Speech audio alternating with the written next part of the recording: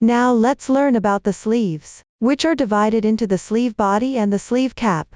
The sleeve body is further divided into section 1 and section 2, sew together with the front and back pieces after completion.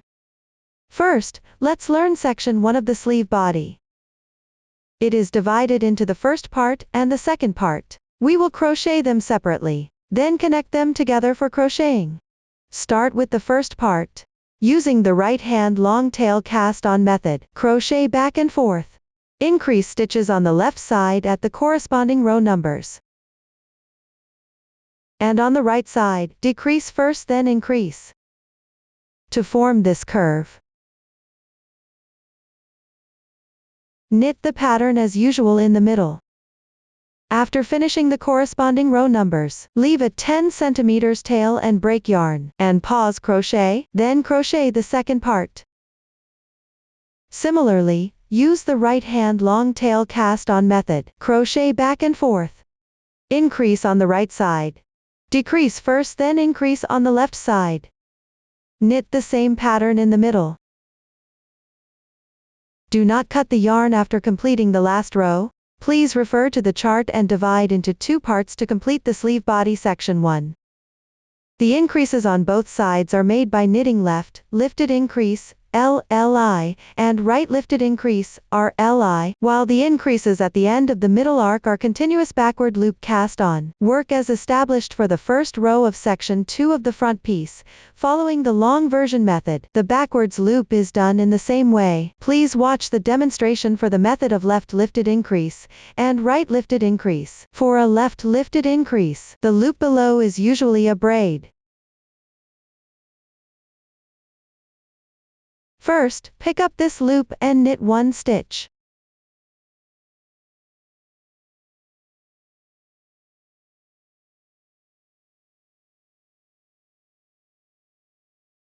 Then find the second braid below the loop.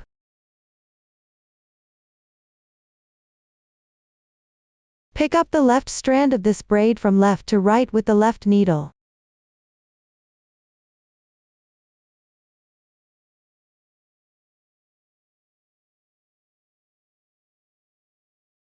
And then knit 1 stitch.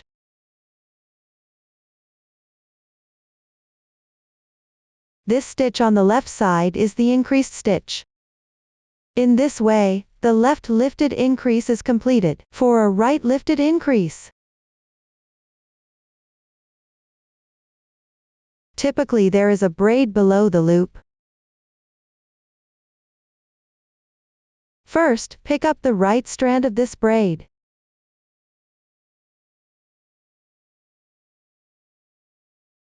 And knit 1 stitch.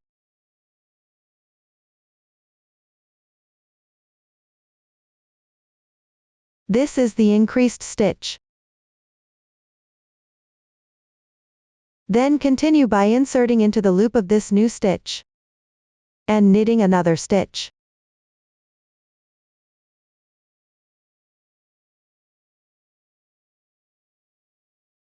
This completes the right lifted increase. You will notice that 2 loops are created within 1 braid.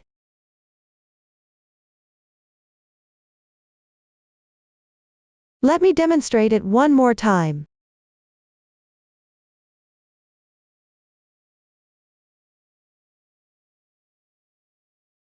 First, pick up the right strand of the braid below and knit 1 stitch.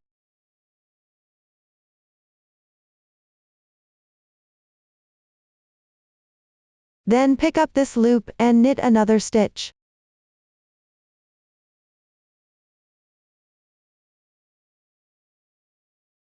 That concludes the explanation for the section 1 of the sleeve body. Next, we'll learn about the section 2 of the sleeve body. Continue with the yarn from the end of the second part of section 1 to crochet on the second part.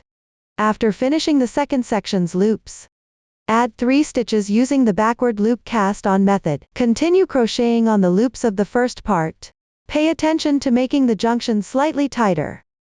Fasten off the yarn and secure the tail on the wrong side. After finishing the loops in the first part, section 1 forms the curve with the increase points using backwards loop. Continue crocheting in rows back and forth. From the opposite opening for the remaining row numbers in section 2. Pay attention to increasing stitches on both sides. Please refer to the pattern to complete it. That concludes the explanation for the section 2. Next, we'll learn about the sleeve cap. Leave space for the armpits on both sides. Then decrease stitches on both sides. The decrease method has been demonstrated before. Finally, bind off on the right side. Please refer to the previous demonstration and complete it by following the chart. Please see the demonstration for the method of binding off while knitting on the right side. Bind off while knitting is usually used on the right side after finishing stockinette stitch. You can use this method on the right side. In this case, when binding off, first knit 2 stitches.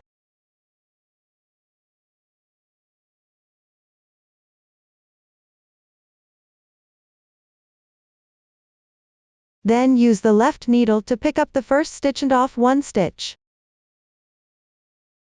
And pull it over the second stitch.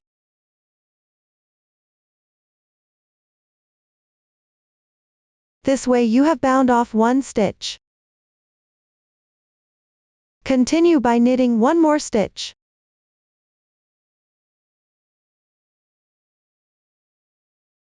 Then pick up the first stitch with the left needle. And pass it over the next stitch. This completes the binding off of another stitch. I will continue to bind off the remaining stitches. Each time, bind off by knitting the stitches.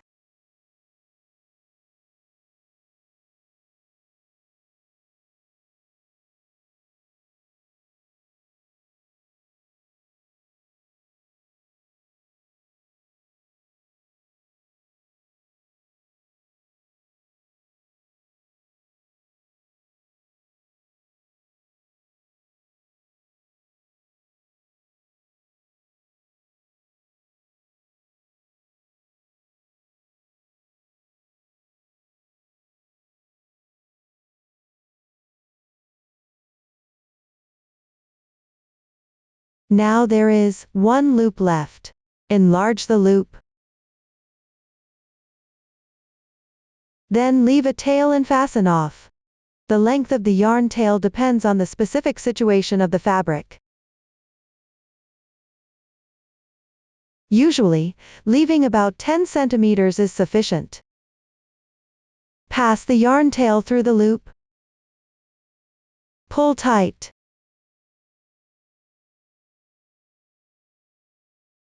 This is the method of binding off while knitting the stitches.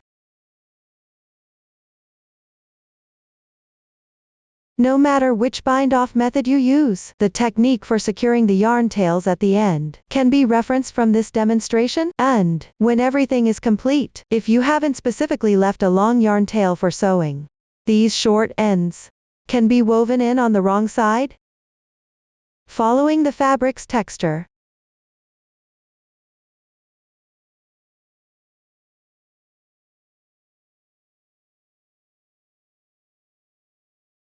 trying not to affect the right side texture.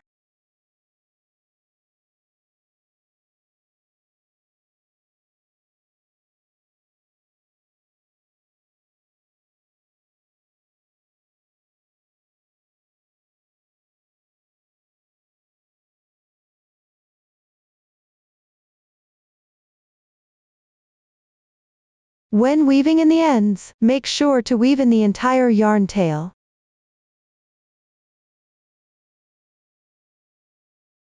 After the sleeves are completed, we will proceed with the sewing. First, place the front and back pieces with their wrong sides facing each other. Sew together the shoulders. Use the mattress stitch method to sew together. The thread for sewing should match the yarn used for the main body. You can also choose your preferred yarn. Please watch the demonstration for the specific sewing method, when all stitches are in the bound-off state.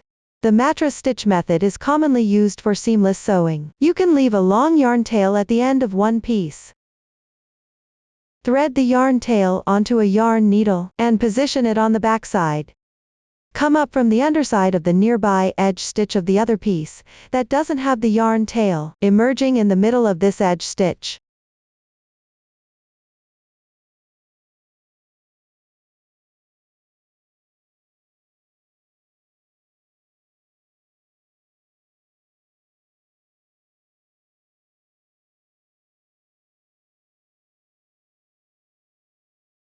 Then go down into the middle of the next edge stitch on the back piece.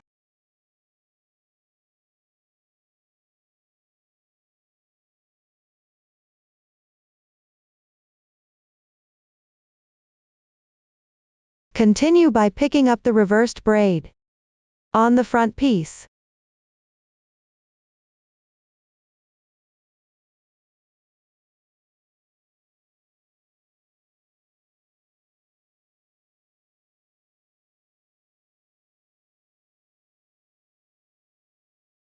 And picking up the inverted reversed braid on the back piece each time.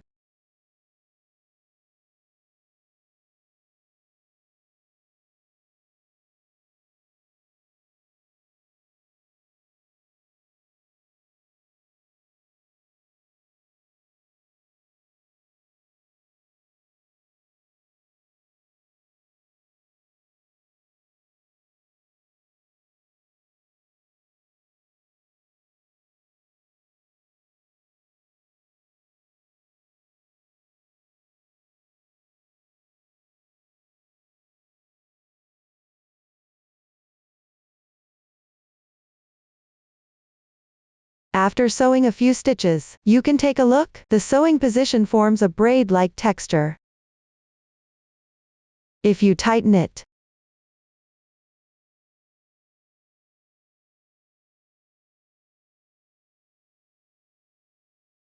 it becomes a seamless seam with no visible trace of sewing. You can decide whether to tighten based on your preference. I'll continue and finish sewing here.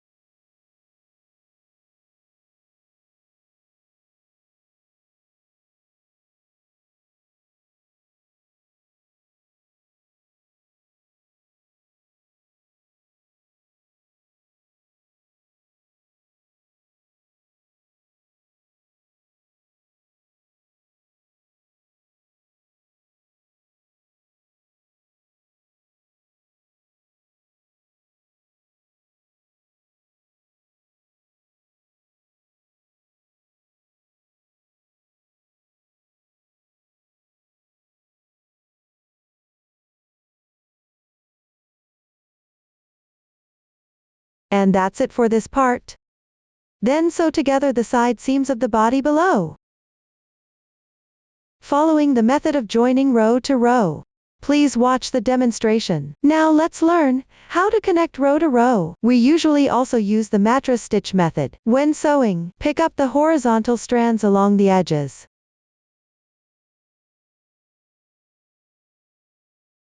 We can first take a look at the fabric piece. First, locate the first stitch on the edge. The first stitch on the edge usually has 4 cases. The first case is a slip stitch. That is, pick up along the texture without knitting, forming a large braid. The second case is also a slip stitch. But when crocheting the slip stitch, it's worked in the opposite direction of the texture below, forming such a knot.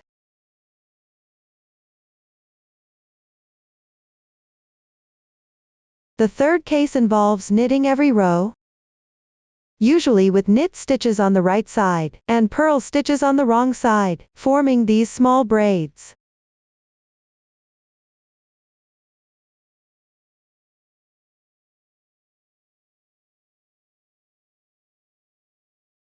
The fourth case also involves knitting every row, usually with knit stitches on both the right and wrong sides, forming a garter stitch. The first stitch on the left becomes the second stitch. For example, in this piece of fabric, when viewed from this side, the second stitch shows the knit texture. And when viewed from the other side, the second stitch shows the purl texture. Regardless of whether the second stitch shows the knit texture or the purl texture, you can observe that the loops are all oriented forward.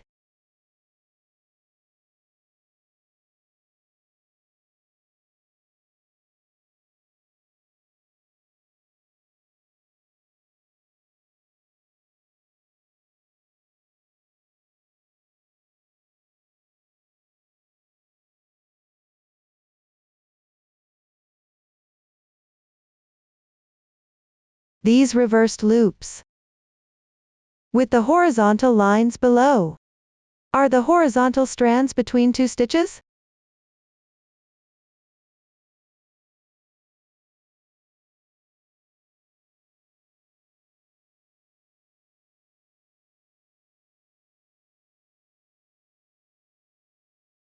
The same applies to this side, where this is a reversed loop, and this line is the horizontal strand between two stitches.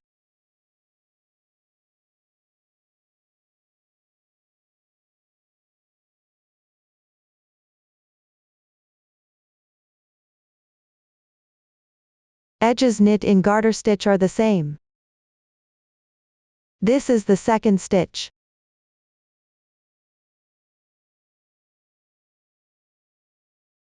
This is the second stitch in this row, with the loops oriented forward.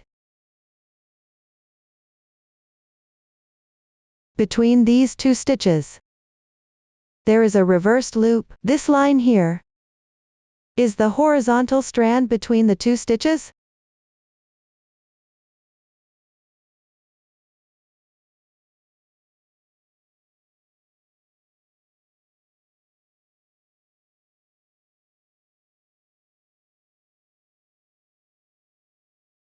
The edges are worked with slip stitches. Similarly, between these two stitches, there are also horizontal strands.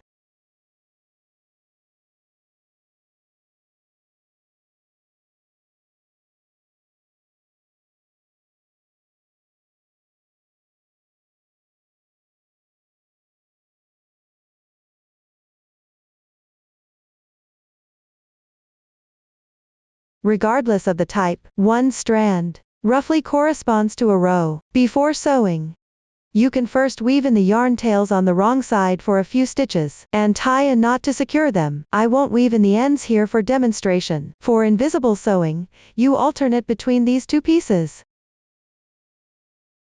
by picking up the horizontal strands along the edges of two stitches to sew them together.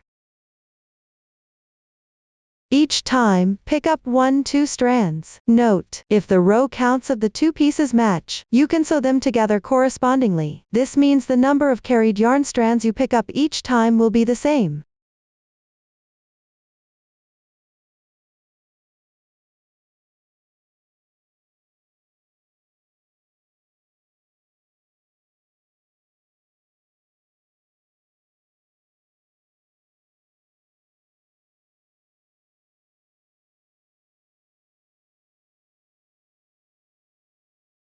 Always insert the needle where you last pulled out.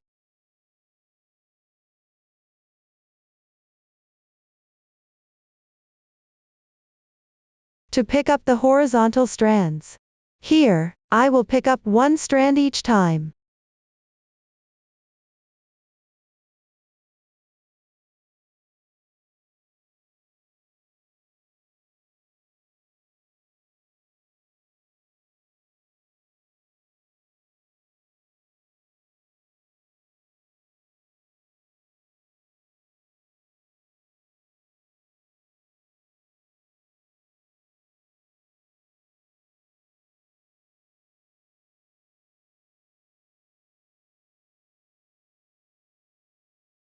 After sewing a few stitches, slightly tighten them.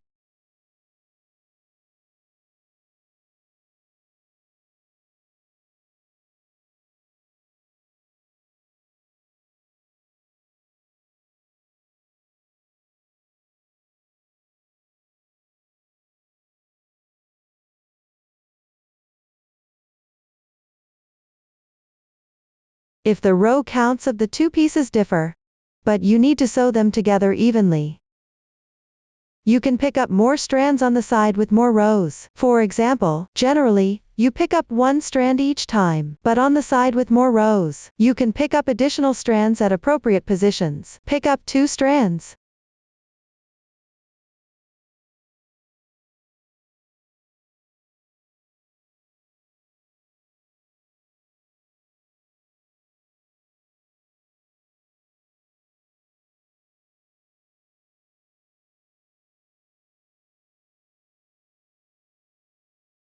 These 2 pieces have the same row count. I will continue and finish the sewing.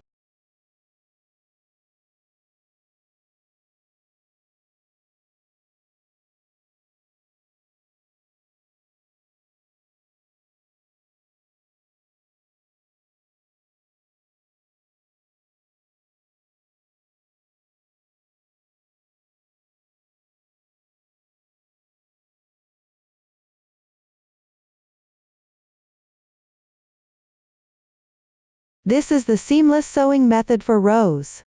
Next, sew the side seam of the sleeve. That is, the side of the sleeve body. The method is the same as for the body side seam. After completing this, you also need to sew the sleeves to the armhole positions of the front and back pieces. Follow the needle and row sewing method to do this. Please watch the demonstration. If the stitches are bound off, you need to sew them together with the rows.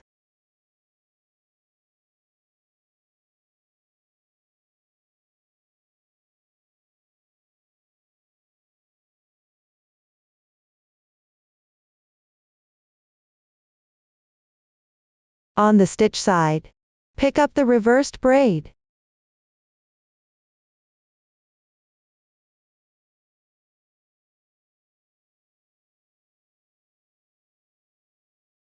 On the row side, pick up the horizontal strand.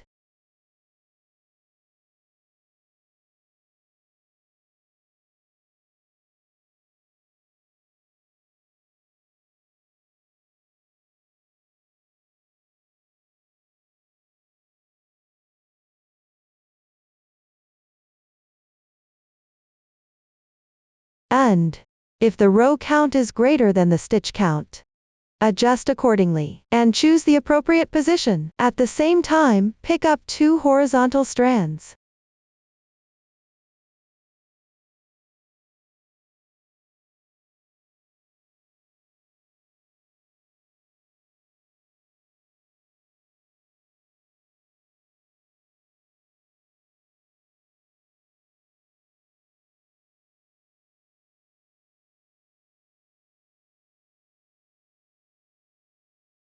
If you don't need to sew a braid effect, just pull the yarn tight. After sewing everything, the explanation for the sleeves is complete. The main part has also been explained. Next, let's learn about edging. This includes cuff edging,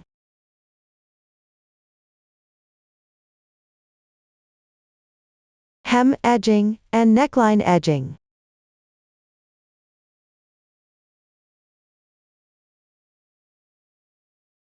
Let's start with the cuff edging. Begin by crocheting the edging at the gap in the sleeve. Then edge along the starting chain.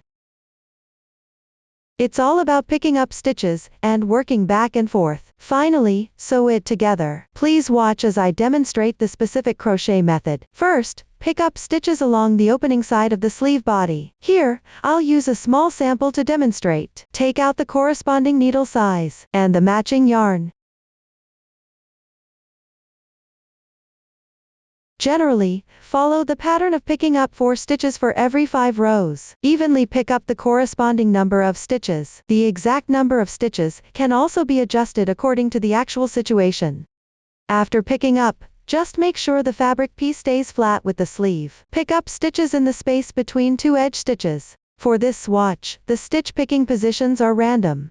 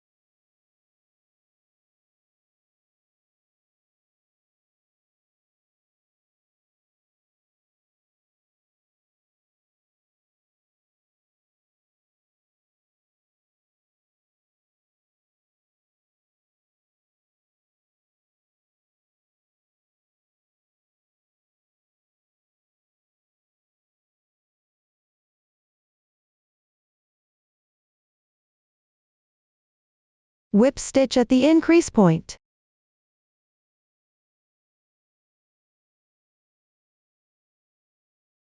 Pick up this strand. If there's a large hole underneath after picking up, you can pick up one more strand below.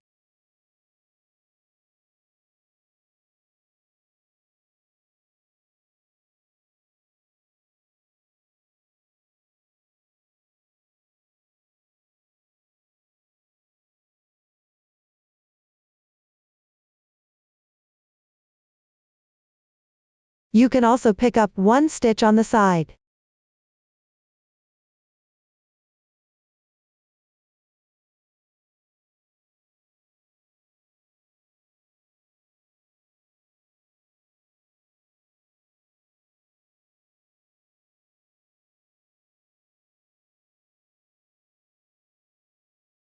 Continue picking up stitches in the spaces between the two edge stitches.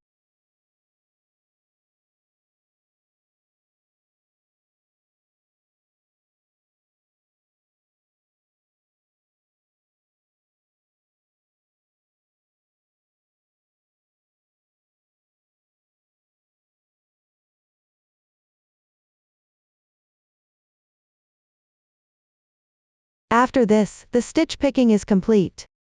The row of picked up stitches serves as row 1. Once done, continue with row 2. Here, the chart shows a purl texture. Work it on the wrong side with knit stitches.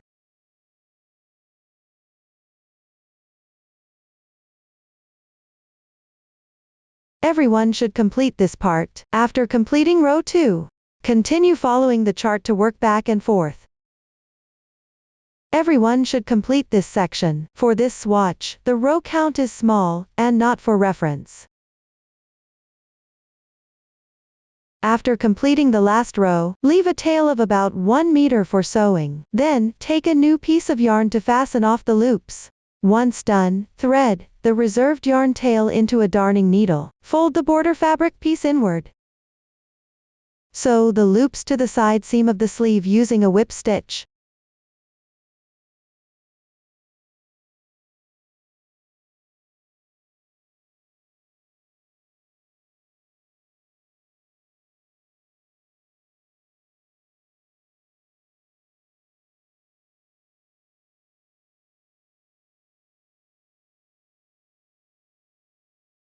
Insert the needle through these loops.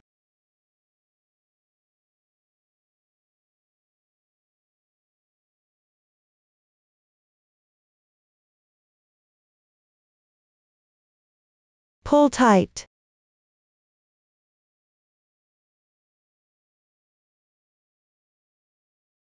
You can also thread multiple loops at once.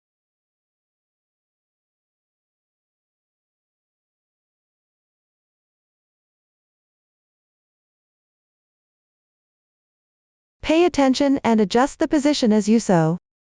Make sure the fabric pieces align evenly.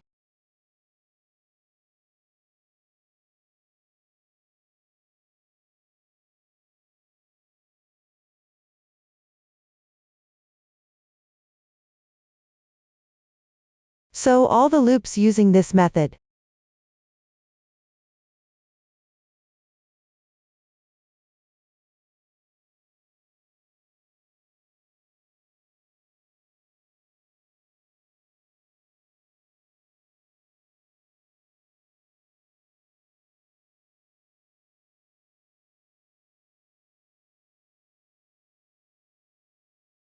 Sew the last stitch one more time to secure it.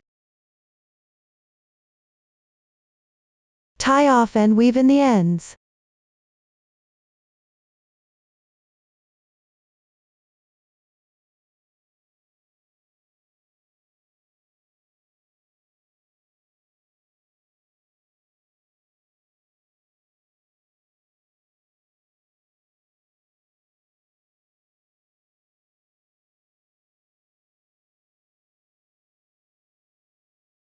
Remove the yarn used for fastening.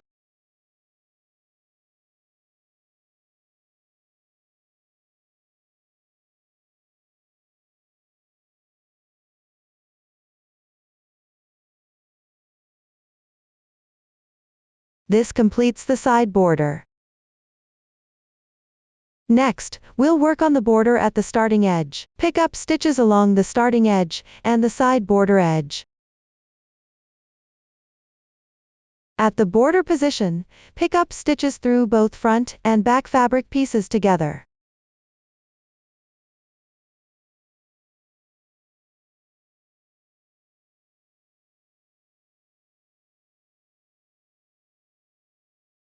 That is, insert through both sides like this. Pick up stitches at the starting point. You can insert through chain spaces like this.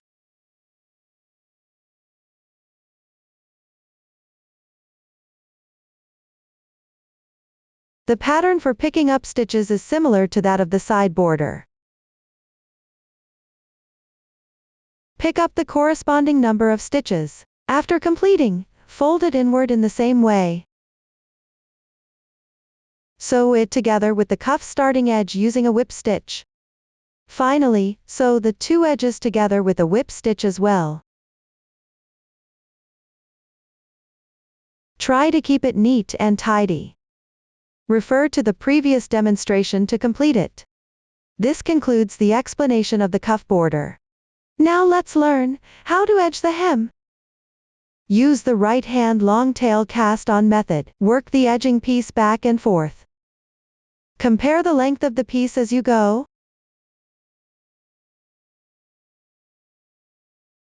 Start from the center position at the end of the left shoulder on the front piece,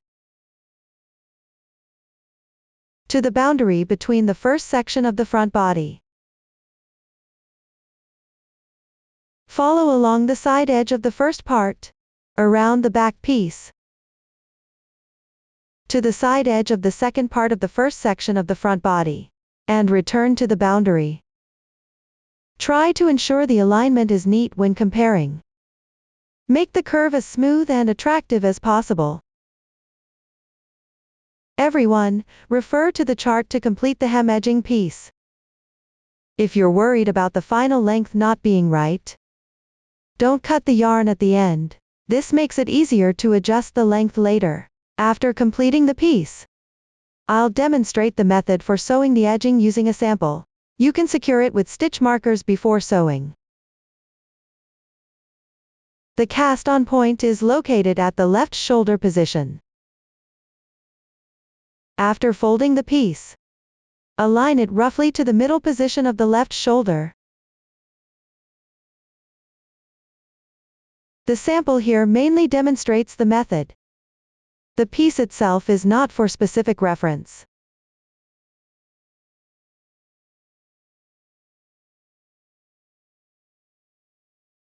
Make sure to keep the piece flat and aligned properly. This ensures the overall appearance isn't affected.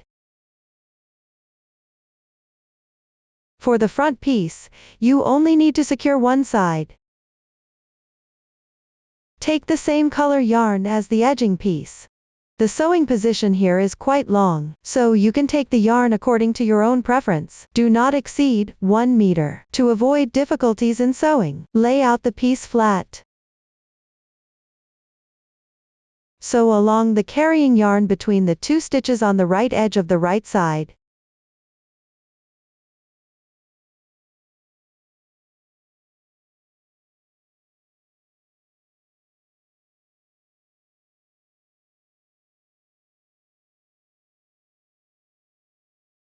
Pick up strands at the approximate corresponding position for the front piece on the fabric.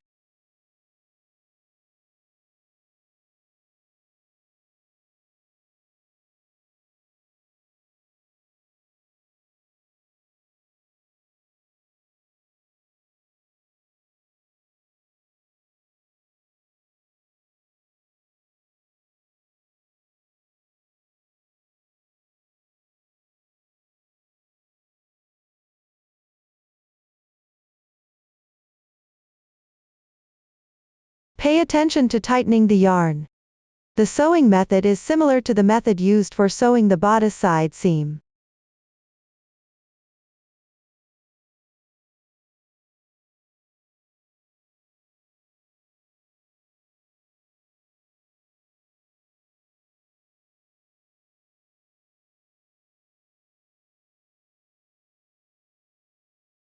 Make sure not to miss the insertion points on the border piece. Ensure the edge is neat and attractive. Remember to adjust the position while sewing. Ensure the placement of the piece is smooth and aesthetically pleasing.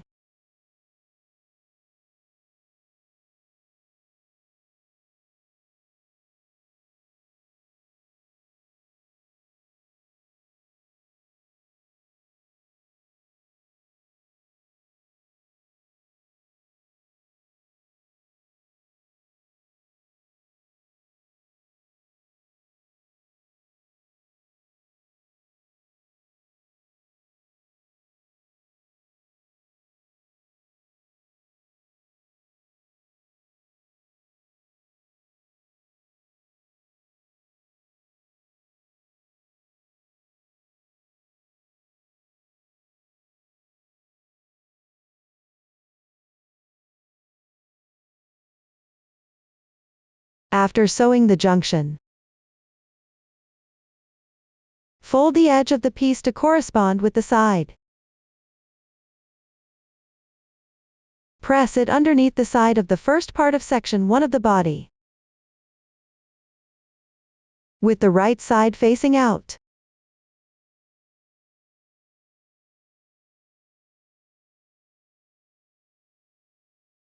Follow the sewing method for the piece. When sewing, pass through both the edge of the side of the front piece and the carrying yarn position on the other side of the border piece.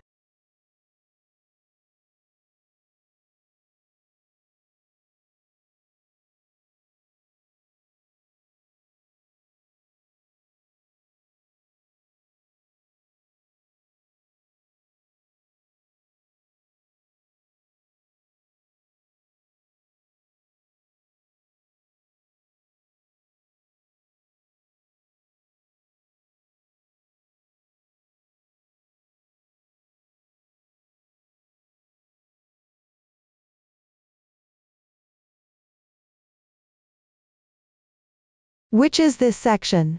Pick up the corresponding positions of these two pieces at the same time.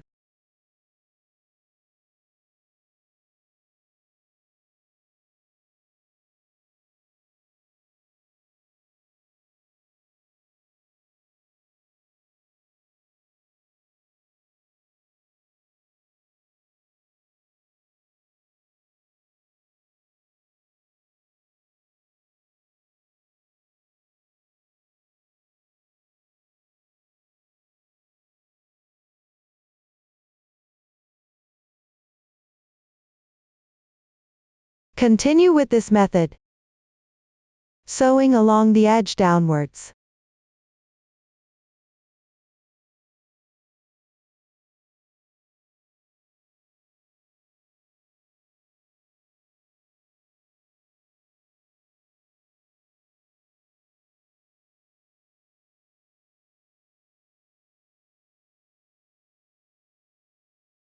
When you reach the starting chain, pick up and sew at approximately the corresponding position on the piece. Complete this process when sewing the final section. Check if the length of the piece is appropriate.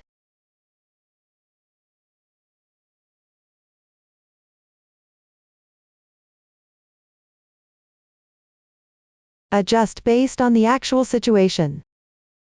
Then, finish off the ending of the piece with a few securing stitches. Finally, sew the remaining part. Complete this process. Sew the finishing stitches at the end, attaching them under the border as well.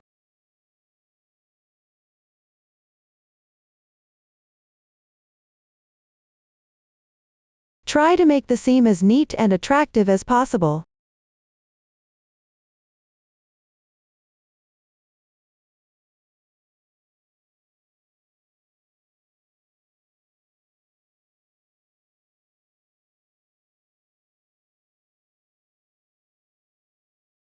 You can sew more tightly for a better finish. Then tie off and weave in the yarn tails.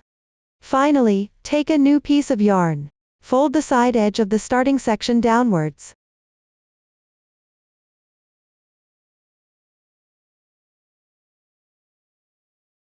pick up the edge to match the already sewn edge. And sew together using a whip stitch.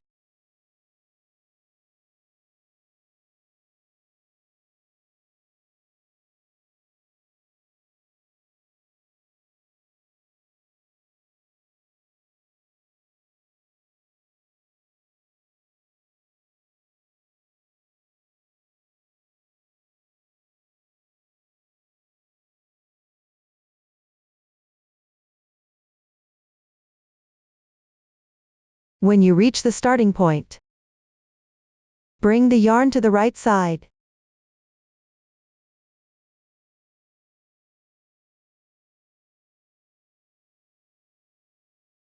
And sew it to the seamless shoulder seam.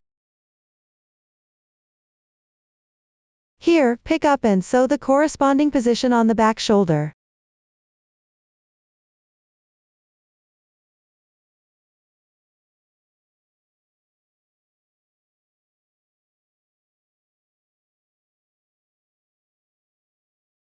Secure both sides of the border piece together.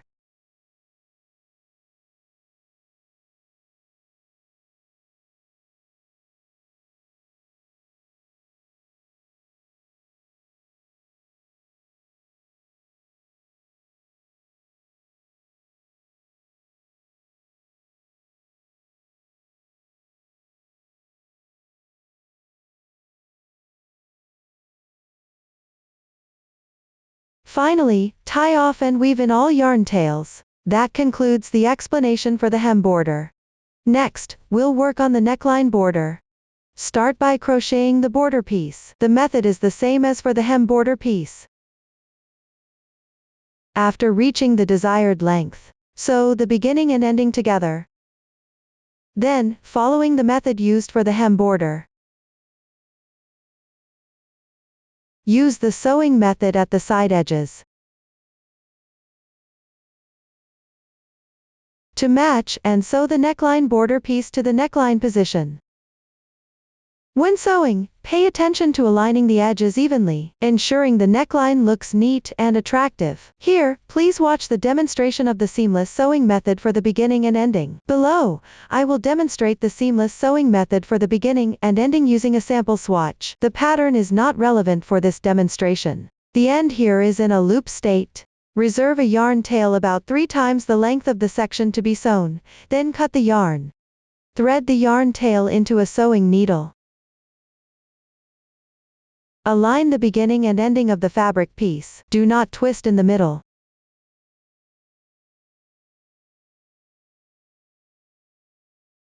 Start by inserting the needle from right to left through the loop on the right side of the ending edge.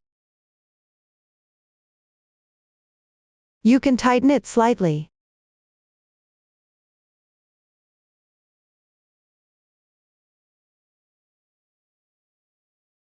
Then locate the edge above the starting chain.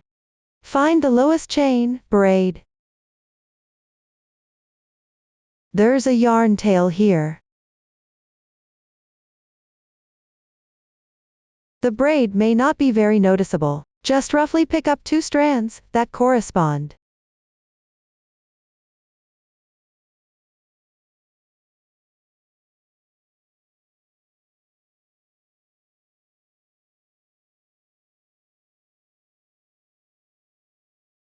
Release the loop on the right side.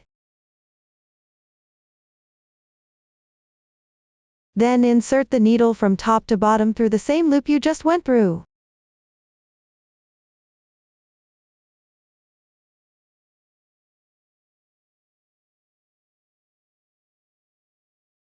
Next, exit from right to left through the adjacent loop on the left side. Then pick up from right to left the inverted V-shaped braid above the starting chain. Continue to insert the needle from top to bottom through the previous loop again.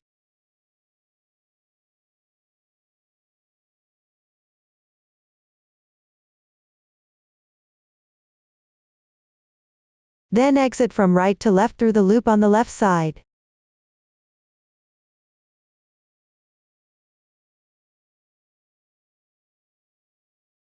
Continue above by passing through the inverted V-shaped braid on the left side.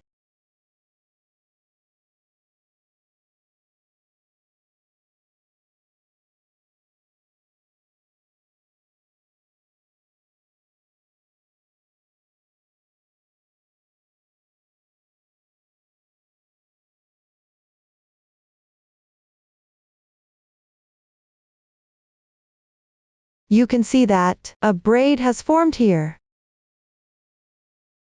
You can slightly adjust it.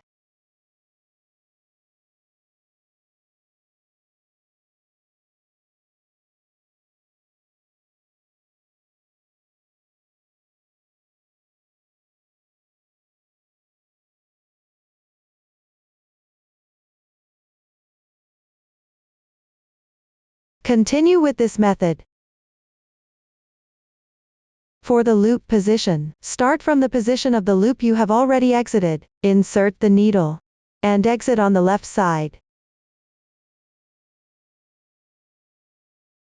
Pass through the corresponding braid at the starting chain.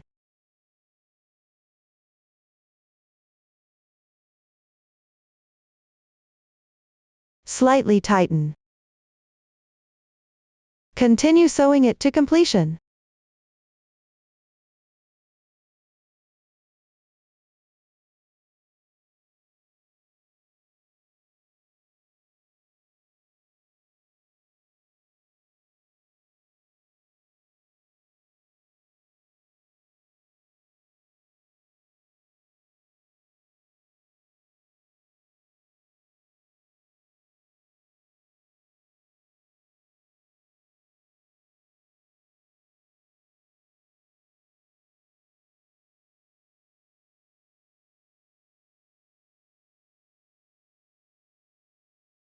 For the ending, pass through the approximate edge position.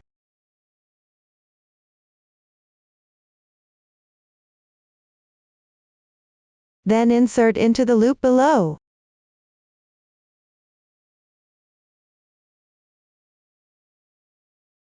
Adjust it slightly.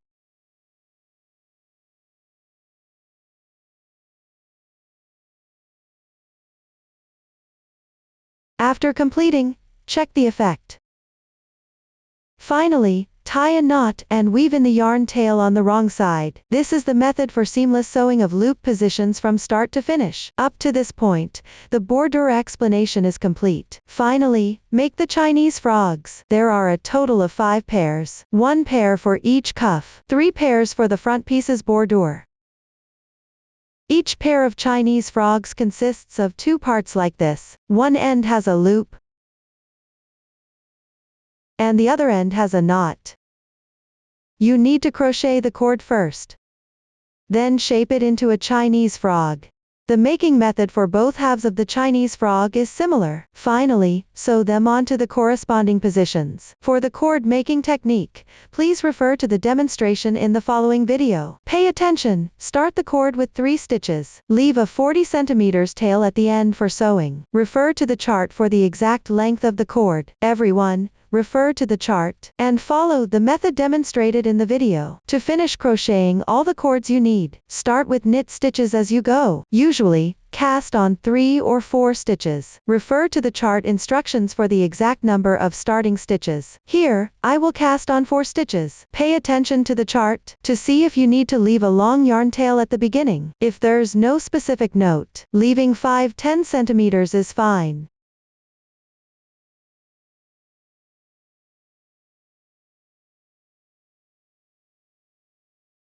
The casting on method can also be chosen based on your preference.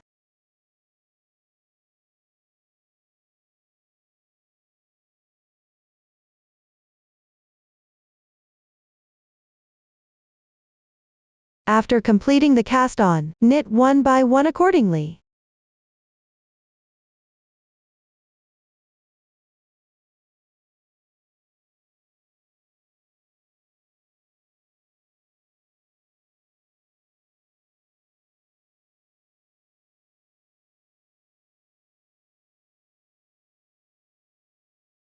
Once done, move this entire piece to the right side of this needle. Mind not to turn the work? Then use this yarn directly to knit from right to left sequentially.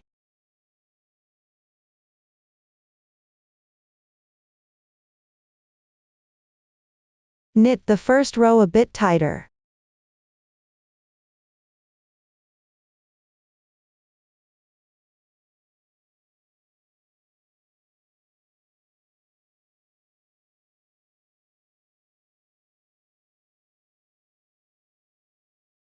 Next, repeat this process each time.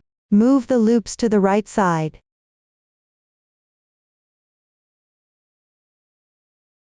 And knit stitch by stitch.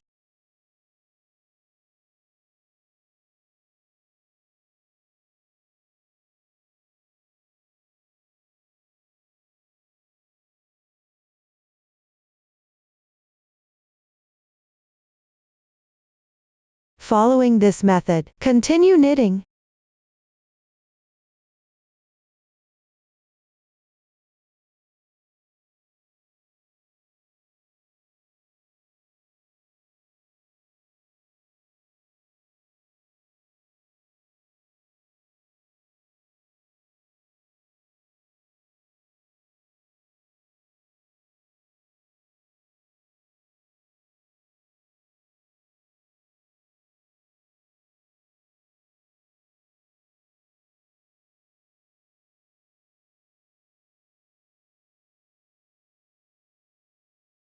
Keep going until you reach the desired length.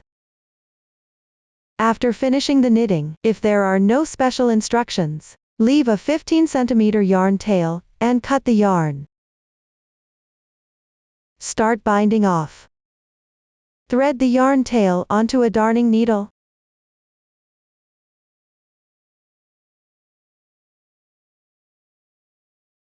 Then insert it from right to left through these loops.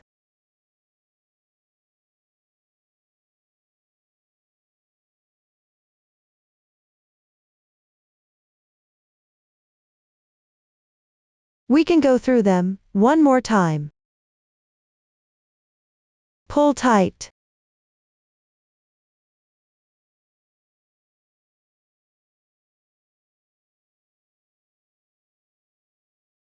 The binding off is now complete. This is the method for knitting a rope. After the rope is knitted, we will make a Chinese frog next. Here, I'll demonstrate using a small sample. First, thread the reserved yarn tail onto a darning needle. On the end with the buttonhole, fold the ending about 3 centimeters. This forms the buttonhole. On the other end, start by tying a knot.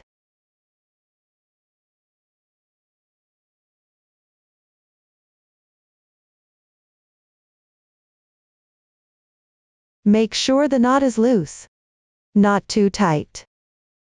Leave about 3 centimeters of length at the end. Then fold it in half. This forms the initial knot.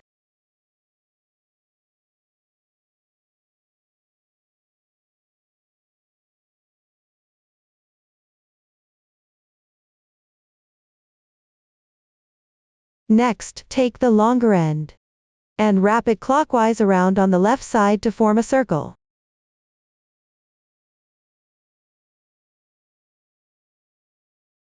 About 2 centimeters in diameter. Press down on the overlapping section and secure it with the yarn tail.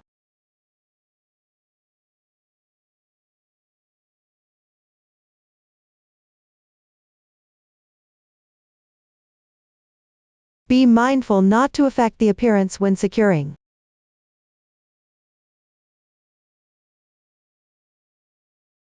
On the right side, wrap counterclockwise to maintain symmetry. You can secure it again if needed. Then, below that, wrap a slightly larger circle.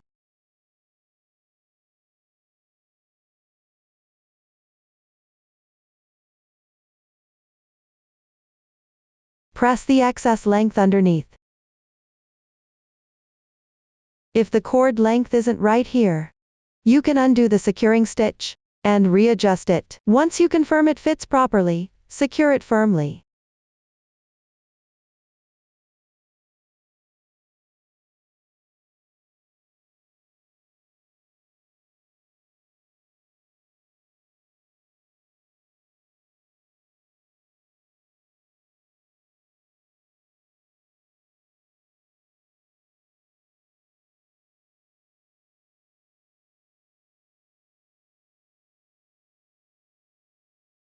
Make sure no excess parts show on the front side. Leave the yarn tails for now. Shorten and secure the yarn tails on the wrong side. That concludes the explanation of how to make the Chinese frog. Finally, sew on the Chinese frog. Attach them on both sides of the edging position on the front piece, and both sides of the edging on the cuffs.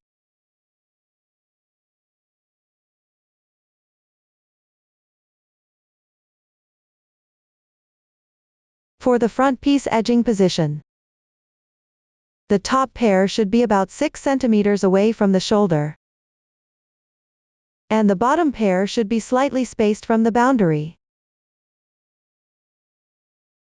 The halves with the knots should all be on the right side.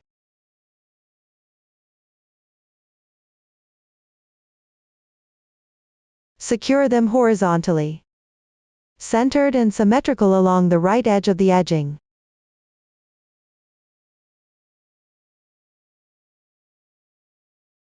When securing, only sew through the middle section.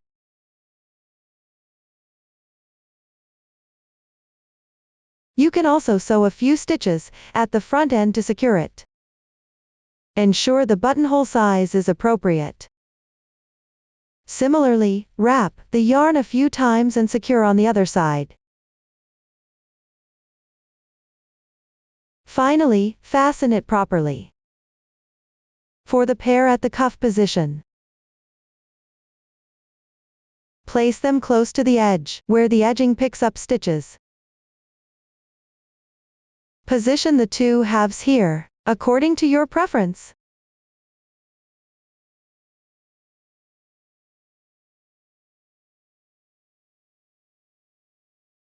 The sewing method is the same as before. Everyone, sew it together to complete it. Finally, fasten it properly. That concludes the explanation of sewing the Chinese frog. Up to this point, the entire garment has been explained. If you have any questions during the process, don't hesitate to reach us via our website. Susan's Family, supporting your handwork experience, sharing the joy of life. Thank you all for watching. See you in the next episode.